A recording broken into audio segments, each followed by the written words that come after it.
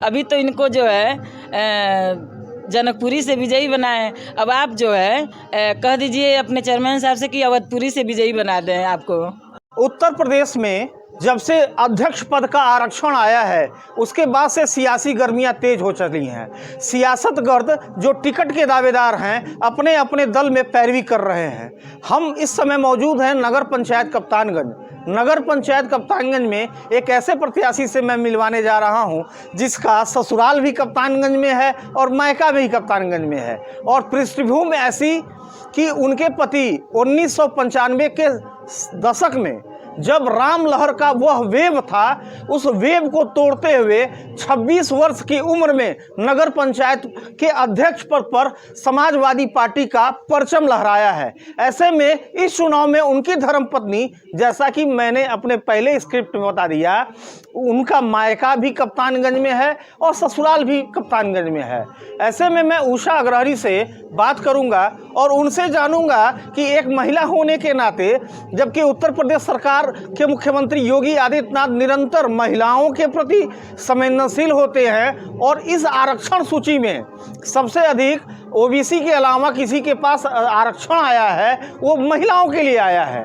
तो ऐसे में महिला सशक्तिकरण को बल देते हुए मुख्यमंत्री की जो सोच है उसको किस तरह से परवान चढ़ाएंगी और अपने विजन, उनका खुद का विजन क्या है अगर वो अध्यक्ष निर्वाचित हो जाती हैं तो। मेरा ये रहेगा कि मैं अच्छा से अच्छा विकास कराऊं और जो कप्तानगंज में नहीं विकास हो पाया है, जैसे एक ही चीज़ को बार बार लोग रिपीट करते आए हैं, रोड है, नाली है, खड़ंजा है, वगैरह वगैरह, लेकिन किसी ने शिक्षा के माहौल में या स्वास्थ्य के माहौल में किसी ने ध्यान नहीं दिया। और अगर जनता का आशीर्वाद रहेगा और ऊपर वाले की चाहत रहेगी और मुझे ये पद मिलेगा अध्यक्ष पद का, तो मैं इतना विकास कराऊंगी, चाहे वो शिक्षा के मामले में हो, चाहे स्वास्थ्य के मामले में हो, चाहे रोड नाली खड़ंजा हो, वो जो है मैं विकास कराऊंगी। जैसे जैसे बजट आते रहेगा उसका मैं पूरा उपयोग करूंगी कि नगर पंचायत के विकास में लगे और ज़्यादा से ज़्यादा विकास हो और जितनी भी कमियां हैं, जो भी विकास रुका हुआ है, वो चौमुखी विकास हो। ऐसे में समाजवादी पार्टी से आप दावेदारी कर रही हैं और सीट भी इस समय फॉरवर्ड के लिए आ गया है, यानी कि समाने के लिए आ गया है, और आप फॉरवर्ड से आती भी हैं, तो पूरी तरह से उम्मीद और लगा के बैठी होंगी कि हमको टिकट मिल जाएगा। बावजूद उसके टिकट के बाद जब आप आम जनता में जाएंगी तो पति के किए हुए जो कार्य हैं कुछ याद हो तो बताएं। हाँ, याद है जब हमारे पति जो है 1995 में चुनाव जीते थे, तो उस समय हमारे नगर पंचायत कप्तानगंज का मतलब कि बहुत पिछड़ा हुआ था, विकास के नाम पर कुछ भी नहीं था, इवन कि एक नाली तक नहीं था, रोड भी नहीं था। उन्होंने रोड, नाली, खड़ंजा, सुलभ शौचालय और एक सामुदायिक विकास धर्मशाला को बड़ी दमदारी से बजट ला करके उन्होंने बनवाने का काम किया।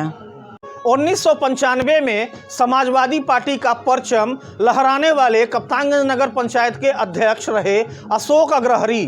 इस समय उनकी धर्मपत्नी नगर पंचायत कप्तानगंज से प्रत्याशिता के दौर में है। समाजवादी पार्टी से कयास लगाई हुई हैं कि हमको टिकट मिले ताकि हम चुनाव लड़कर नगर का विकास जो इनके पति नहीं कर पाए वो कर सके।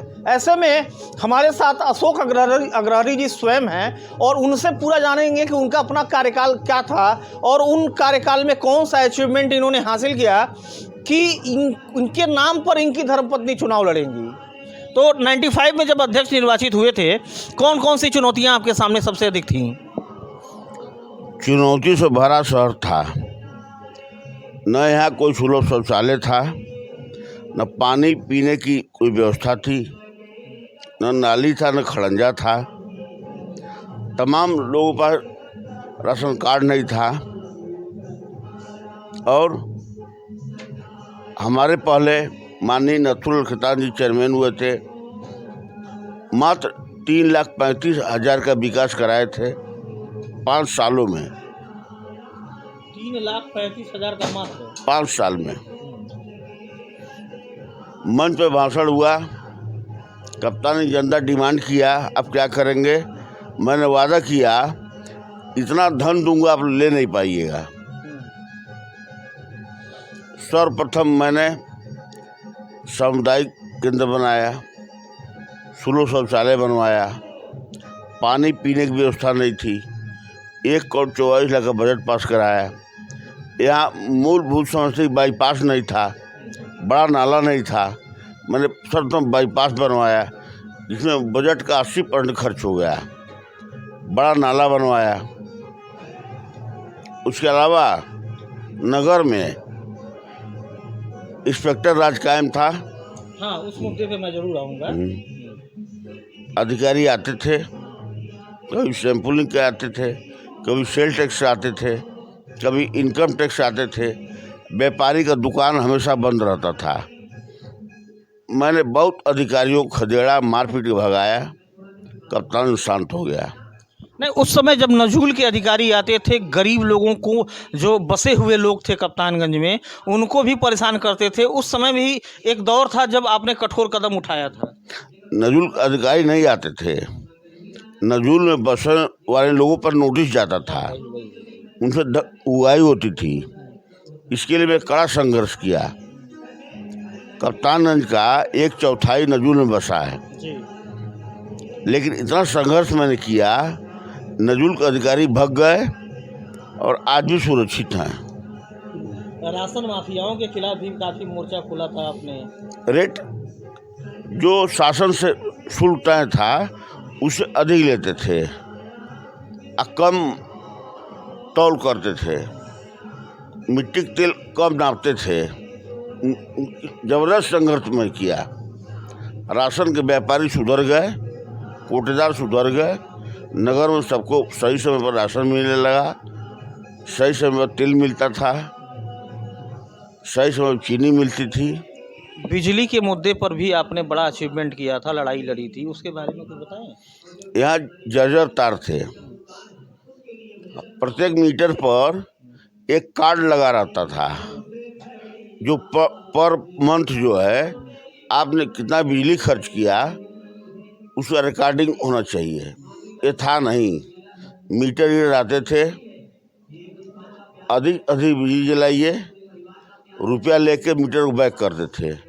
इस व्यवस्था को हमने समाप्त किया। मतलब जितना लोग बिजली जलाएं उतना ही का पैसा लगे। एक्सेस जो बिल आता था अधिकारी लूटते थे। इस व्यवस्था को मैंने समाप्त किया। अब अपना जो दारोमदार है आप अपने धर्मपत्नी पे छोड़ रहे हैं, तो कमान तो आप ही के पास रहेगी, बस चेहरा और नेतृत्व तो आपके धर्मपत्नी का रहेगा। तो क्या इनको आइडियोलॉजी, कौन सा मार्गदर्शन इनको देंगे ताकि यह जो चुनाव है उसमें विरोधियों को अब नतमस्तक कर सकें? देखिए, मेरा शादी 32 साल हो गया और 1990 में मेरी शादी हुई। 95 मैं चेयरमैन बना। 95 के बाद मेरे बगल में बैठकर कोई ऐसी राजनीतिक गतिविधियां नहीं है जो न जानती हो। कहीं कहीं कुछ मामले में मुझसे ज़्यादा सहनशील और होशियार है। थोड़ा सा गाइड करने की ज़रूरत है। कप्तान जनता को, कप्तानगंज के विकास को ये खुद इतना टैलेंटेड है, पहुंचा सकती है। ऐसे में मैंने वीडियो के इंट्रो में ही कहा कि जिस प्रत्याशिता जो उषा अग्रहरी नाम की कैंडिडेट हो रही हैं, वह मायका भी ससुराल कप्तानगंज में है और मायका ससुराल भी कप्तानगंज में है, यानी कि दोनों रिश्ते इसी नगर से जुड़े हुए हैं। ऐसे में मैं आपसे जानना चाहूँगा कि शासन की जो योजनाएं हैं, चाहे सेंट्रल गवर्नमेंट की है या स्टेट गवर्नमेंट की है, आम जन तक पहुंच पा रही है या पहुंचाने में आप लोग किस प्रकार का सहयोग कर रहे हैं? देखिए, बाकी लोगों का मैं बात नहीं करूँगी। बाकी पार्टियां जो है जीत कर आती है, लेकिन वो चीज़ें नहीं दे पाती है, लोगों तक पहुंचा नहीं पाती है। लेकिन मेरा दावा है कि जब जनता मुझे ये आशीर्वाद देगी तो मैं वो सारी योजनाएं जो है अपने जनता तक पहुंचाने का काम करूँगी। 1995 में जब नगर निकाय का चुनाव हुआ था, तो उस समय भारतीय जनता पार्टी के कैंडिडेट विजय खेतान हुए थे और समाजवादी पार्टी ने अशोक अग्रहरी के नाम पर दांव खेला था।